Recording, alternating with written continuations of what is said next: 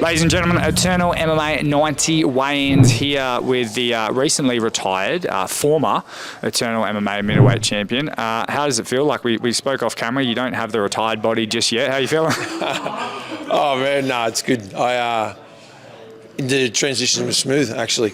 Yeah, it was really smooth. It was like I was sad for a day or two, and then just move on, bro. Just get on with it. Yeah, we actually talked about like how you were going to do it. Were you going to write a letter, poetry? Were you happy with how you announced it? No, I am, man.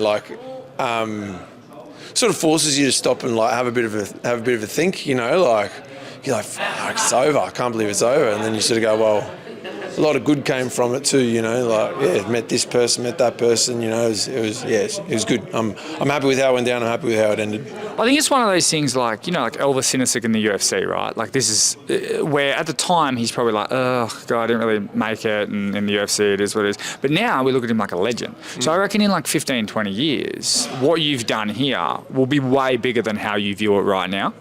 I hope so, bro. Yeah, it sucks I didn't get it. Pardon me, it sucks I didn't get in. But yeah, man, I had a good crack. It wasn't like. In some ways, it leaves a bit to the imagination as well. You know what I mean? For me, it's like, oh, I wonder what I could have done, and maybe I could just tell myself that I would have been. Yeah, because if you got in and just got starched, right? No, we'll never know, but we'll just pretend I would have smashed them all. Oh, you know me, I'm like, he would have been a world champion. Yeah, good man. No. But the thing that with all of that, I mean, the whole thing was like, I don't want anything else unless the UFC. And then it didn't come and you made this decision. Were you a bit scared that when you made the decision the UFC was going to call you the next day? Yes. Yeah, well, I was definitely worried about it. But no, I don't know what I meant to say with whatever happened, because obviously I never spoke to anybody in the UFC and was like, hey, can I so I never got any direct line, but just from what Huge was telling me is like they had said no. There was like a definitive no. So with that, you're like, all right, well, that's that. And then, I guess it's one of those things of, I don't think they said no. I think they said they didn't have any plans. So there might be that slim chance that maybe I get a call up, but I've been in limbo since fighting John Martin Fraser however long ago. It's like, nah, I've got to make a decision and move on. As soon as the decision was made, life's been way better. Yeah, and it's one of those things too where it's like they go, oh, just get a few more fights. That means years of your life. It's easy to say when you're in the game. Even think about when I talk about like dudes' performances, right? I'm like, he didn't fight that well. It's like his dad probably died. Like there's so much other shit that goes into fighting that I think people don't realise. Are you glad to kind of have that bit of your life back?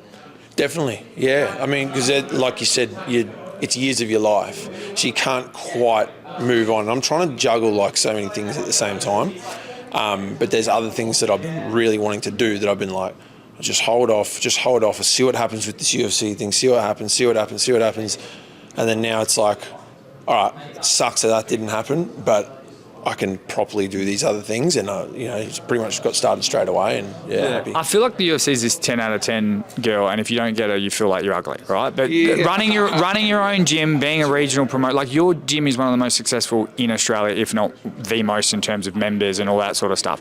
So you're incredibly successful, and you have made it. Are you now sort of starting to look back and go, no, I've actually done an amazing job? Yeah, I don't know, man. You don't sort of stop and think about that stuff too much. I do. Yeah. I mean, we all should, I guess. But you spend too much time looking backwards. I don't know. You just not looking forwards. That was poetic. Or off the top, though. Yeah. So no, it is good to look back and go, I did this and that, but. Yeah, man, there's still shit to come, eh? And actually, we weren't going to dwell on it too much, but look, here we are.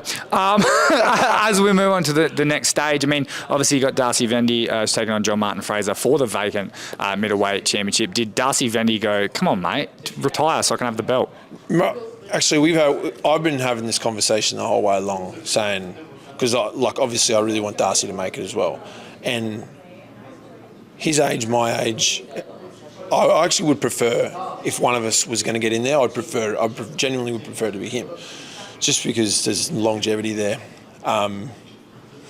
And he's probably better than me, to be honest. You know what I mean? Like I got to say it. Like I'm not ashamed to say it, to be honest. But yeah, I was sort of saying, man, I'm just trying to navigate this whole thing of, you know, we're both middleweights, we're both chomping at the bit to get in, and you know, and he was always like, I think we're both going to get in. So whatever you do, I don't care. Belt, no belt, whatever.